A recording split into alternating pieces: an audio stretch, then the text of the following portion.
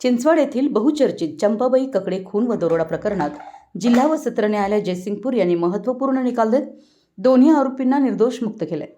या प्रकरणातील आरोपी बजरंग नंदीवाले व प्रकाश नंदीवाले यांच्या विरोधात खून व रॉबरीचे गंभीर आरोप होते।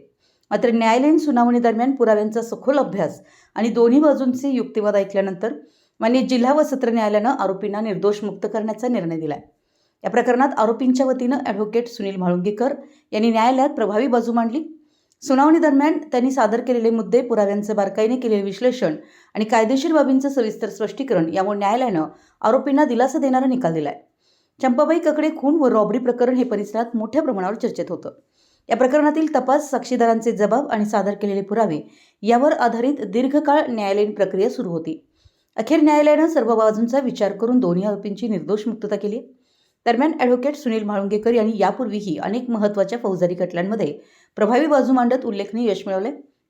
यापूर्वी यड्राव येथील गँगरेप प्रकरणातील आरोपी रुपेश शिंदे यांची निर्दोष मुक्तता करण्यात त्यांनी महत्त्वाची भूमिका बजावली होती।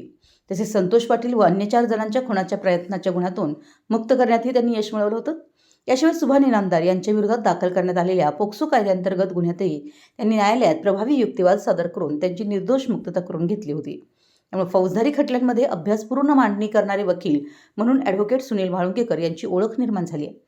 जयसिंगपूर येथील न्यायालयाच्या या निकालामुळे चंपाबाई ककडे खून प्रकरणाला अखेर पूर्णविराम मिळाला असून परिसरात या निकालाची चर्चा सुरू आहे। मराठी एस न्यूजसाठी शिरोहून दिलीप कोळी।